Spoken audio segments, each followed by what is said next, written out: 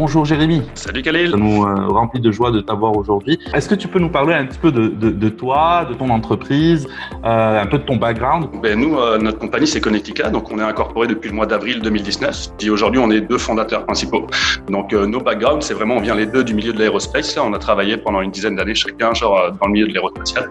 Donc, moi, j'avais vraiment un background dans tout ce qui était test de satellite. Puis mon dernier mandat, dans ma précédente position, c'était vraiment de concevoir une station de test qui permettait de significativement réduire les temps et les coûts de test pour des satellites.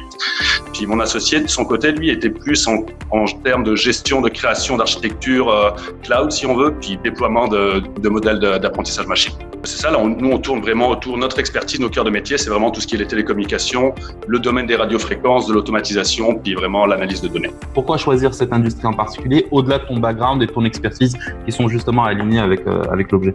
C'est que là, en fait, il y a vraiment une transition majeure en ce moment-là dans le monde des satellites. Là, c'est typiquement les satellites, on les envoyait en orbite géostationnaire, puis ça t'en prenait un typiquement pour faire ta couverture. Sauf qu'aujourd'hui, les gens veulent toujours plus de bandes passantes, moins de latence. Donc pour ça, toutes les manufacturiers se tournent un petit peu vers ce qu'on appelle les satellites d'orbite basse. Sauf que ces satellites, vu qu'ils sont beaucoup plus proches de la Terre, tu as besoin d'en avoir beaucoup plus pour assurer une couverture.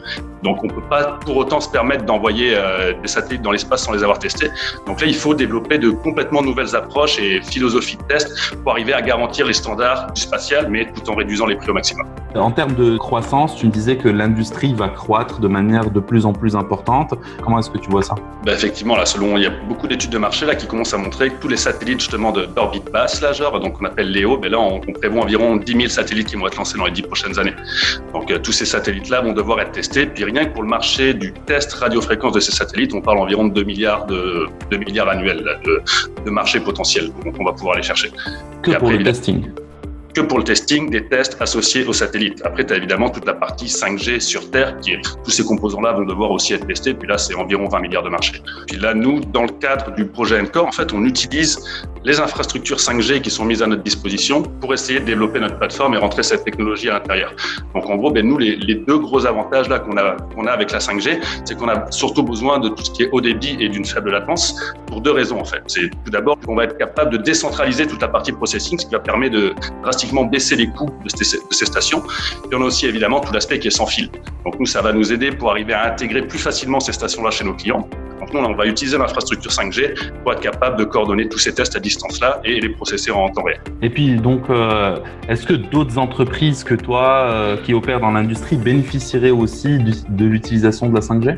C'est certain, c'est qu'aujourd'hui, là, je pense que tout le monde est quand même conscient que la 5G s'en vient là, puis les infrastructures commencent à être déployées. Donc, ceux qui prennent pas le virage aujourd'hui, c'est sûr, quand l'infrastructure va être déployée, vont vite se faire dépasser. Donc là, si je pouvais donner un conseil aux PME technologiques, c'est commencer à regarder dès aujourd'hui, c'est quoi les avantages et les bénéfices que peut vous apporter justement de venir intégrer les infrastructures 5G dans vos solutions dès aujourd'hui pour rester compétitif dès que tout ça va être déployé au complet au Québec. Excellent, excellent. Écoute, merci beaucoup d'avoir accepté notre invitation. C'est beaucoup d'informations. Puis on te souhaite énormément de succès avec le projet avec Encore 5G. Puis ça nous ravit de pouvoir être utile à des entreprises jeunes et très ambitieuses comme la tienne. C'est Khalil, à très bientôt. Salut.